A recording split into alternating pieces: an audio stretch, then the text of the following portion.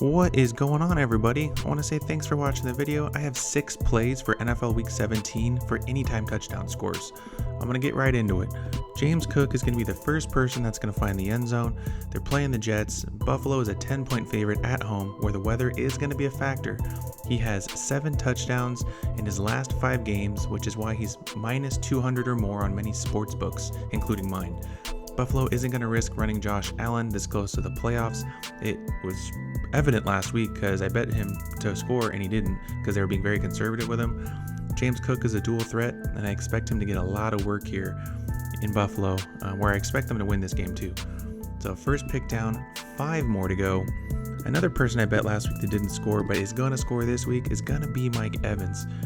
He is not a goblin, he's not a demon, but I'm going to hit more on this. They take on a Panthers team in Tampa, fighting for a playoff spot. The game also, if you didn't know, has an over-under of 48.5, which is tied for the second highest on the slate on Sunday. These two teams did play to a 26-23 Tampa win, where Mike Evans, he went over 100 yards and a touchdown. So, especially after that loss versus Dallas, I fully expect Tampa to bounce back. And not to mention Mike Evans is wide receiver 1 since Chris Godwin has been, and it hasn't even been close. 2 down, 4 more to go.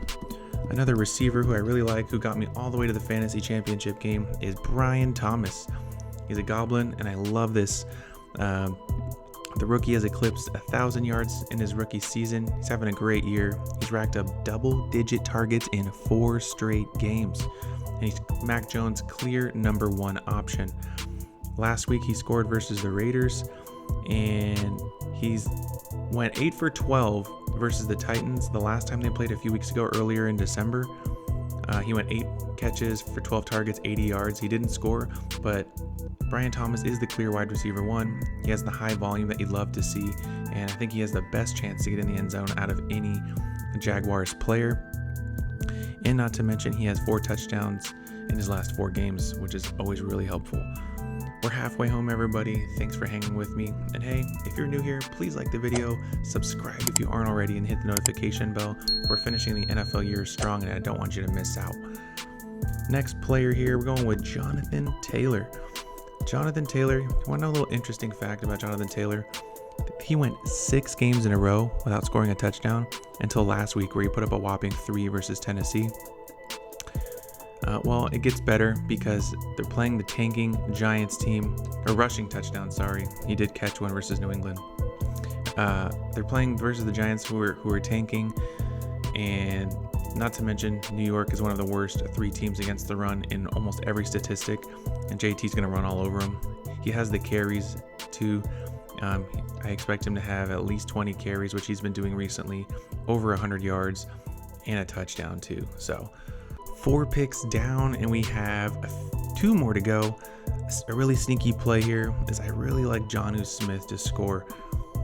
The Dolphins take on the Browns in Cleveland, where of course in December weather is going to be a factor. Miami has a thin chance of making the playoffs, so they're definitely going to want to be pushing the ball. And with Tyreek Hill playing through, I think he has a wrist injury and a ligament in his wrist, so he hasn't been 100%. And Waddle logging some minimal practices this week. Both are not going to feel 100%, especially in that cold Cleveland weather getting hit. Jonnu Smith has been a great outlet for Tua, especially because he's had, 5 touchdowns like in his last 6 games. This isn't accurate. Don't listen to this. He's had 5 touchdowns in his last 6 games. And not to mention, the Browns have a good pass rush. So Tua's not going to have the time in the world to sit back there and wait for Tua and Waddle to get open. So tight ends are a lovely safety valve, and Jonnu Smith has proven that he's been found early and often by Tua. So I really like this play, and not to mention, every time I don't bet him, he scores. So we're gonna bet him, especially towards the end of the season, because I'm not gonna miss out on this one. And then of course my 6th and final pick is gonna be Jordan Addison. I picked this guy up in fantasy too, and he helped me this year to a 13-2 record in the regular season, which is great. Jordan Addison. This is probably the biggest game of the day versus Green Bay, and not to mention the over-under here is 48.5, which is tied with the Tampa-Carolina game as the highest scoring game, so expect a lot of points. Minnesota is at home, where weather isn't going to be a factor, and then not to mention the Vikings play really well at home. I expect both Addison and Jefferson to have a big day.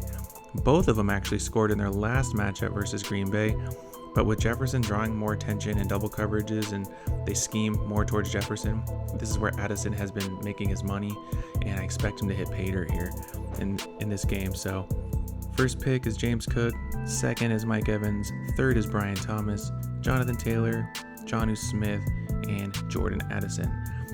I want to say thanks for watching my video, everybody. I've been really appreciating all the love and support this season, and good luck.